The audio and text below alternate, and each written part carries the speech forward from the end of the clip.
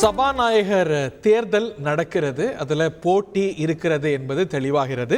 ஒரு கருத்தொற்றுமை வாயிலாக போட்டியின்றி சபாநாயகர் தேர்வு நடத்த ஆளும் தரப்பு முயற்சி செய்தாலும் துணை சபாநாயகர் பொறுப்பு எங்களுக்கு வேண்டும் என்பதில் உறுதியாக இருந்தது காங்கிரஸ் உள்ளிட்ட எதிர்க்கட்சிகள். இந்த நிலையில் அவர்களும் போட்டியில் இடம்பெற போகிறாங்க, அவர்களும் போட்டியிட போகிறாங்க. அவர்களுடைய வேட்பாளராக கேரளாவை சேர்ந்த கொடுக்குனில் சுரேஷை அவர்கள் முன்மொழிவதாக அறிகின்றோம். தொடர்ந்து மக்களவை உறுப்பினராக கேரளாவிலிருந்து தேர்வு செய்யப்பட்ட ஒருவர், கேரள பிரதேஷ் காங்கிரஸ் கமிட்டியுடைய செயல் தலைவராகவும் இருந்து வருபவர், முன்னாள் மத்திய இணையமைச்சர் இவர் என்பது குறிப்பிடத்தக்கது. கடந்த மக்களவையில் தலைமை கொறடாவாக காங்கிரஸ் கட்சியுடைய பாராளுமன்ற குழுவுக்கு செயல்பட்டவர் என்பதும் குறிப்பிடத்தக்கது. இது பற்றிய மேலும் விவரங்களோடு செய்தியாளர் ரமேஷ் இணைகிறார். உடன்பாடு எட்டப்படவில்லையா சபாநாயகர் தேர்தலில் போட்டியின்றி நடத்த? அதற்கான முயற்சிகள் நம்ம தொடர்ந்ததை பார்த்தோம். அவை தோற்று விட்டதா? எதிர்க்கட்சிகள் களமிறங்குவது உறுதியாகிவிட்டதா? நிச்சயமாக மக்களவை சபாநாயகர் தேர்தலில் போட்டி ஏற்படுவது உறுதியாகி இருக்கின்றது. ஆளும் கட்சியின் சார்பில் ஏற்கனவே சபாநாயகராக இருந்த ஓம் பிர்லா வேட்புமனு தாக்கல் செய்திருக்கிறார். அதே போல இந்தியா கூட்டணியின் சார்பில் கேரளாவில் இருந்து காங்கிரஸ் எம்பியாக இருக்கக்கூடிய கொடிக்குனில் சுரேஷ் வேட்புமனு தாக்கல் செய்திருக்கின்றார். எனவே சுதந்திர இந்தியாவில் முதன்முறையாக மக்களவை சபாநாயகர் தேர்தலில் போட்டி ஏற்படுவது உறுதியாகி இருக்கின்றது. எதிர்கட்சிகள் தங்களது வேட்பாளரை முன்னிறுத்துவதற்கான காரணம் சற்று முன்னதாக ராகுல் காந்தி கூட தெரிவித்திருந்தார்.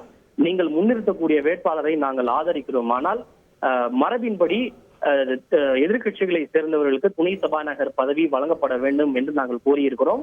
ராஜ்நாத் சிங் மீண்டும் எங்களிடம் பேசுவதாக கூறினார், ஆனால் இதுவரை அவரிடமிருந்து அழைப்பு வரவில்லை என்று தெரிவித்திருந்தார். அதனைத் தொடர்ந்து சற்று முன்னதாக பாதுகாப்புத்துறை அமைச்சர் ராஜ்நாத் சிங்கினுடைய அலுவலகத்தில் இது தொடர்பாக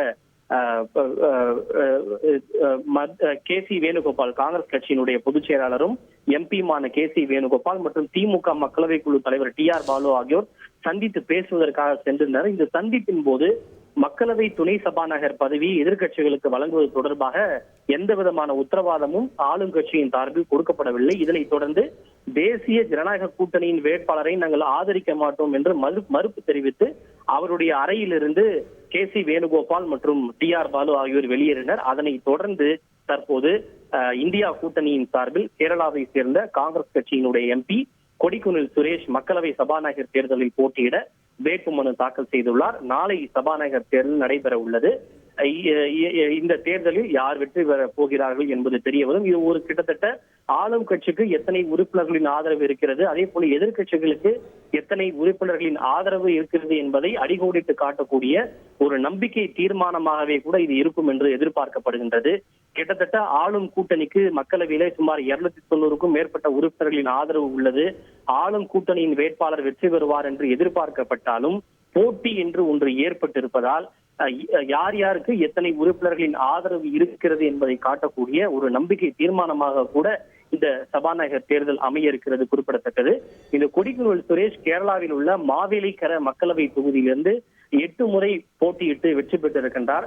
இதே கொடிக்குனில் சுரேஷ் அவர்களை தான் இடைக்கால சபாநாயகராக நியமித்திருக்க வேண்டும் என்று எதிர்கட்சிகள் விமர்சனத்தை முன்வைத்திருந்தன. ஆனால் பர்த்ருஹரி மஹதாப்பை அவர் 7 முறை மட்டுமே வெற்றி பெற்றுள்ளார். அவரை இடைக்கால சபாநாயகராக ஆளும் கட்சி நியமித்திருக்கிறது. ஆனால் 8 முறை வெற்றி பெற்றிருக்கக்கூடிய கொடிக்குனில் சுரேஷை அவர்கள் நியமிக்கவில்லை. அவர் தலித் என்பதாலேயே அவரை ஆளும் கட்சி புறக்கணித்திருக்கிறது என்கிற விமர்சனத்தை எல்லாம் எதிர்கட்சிகள் முன்வைத்திருந்த நிலையில்தான் அவரையே தற்போது மக்களவை சபாநாயகரில் வேட்பாளராக எதிர்கட்சிகள் முன்னிறுத்தியுள்ளது. எனவே சபாநாயகர் தேர்தலில் 1925க்கு பிறகு முதன்முறையாக போட்டி ஏற்பட்டிருப்பதாக கூறப்படுகின்றது. செய்திகளை உடனுக்குடன் தெரிந்து கொள்ள உடனே சப்ஸ்கிரைப் பண்ணுங்க.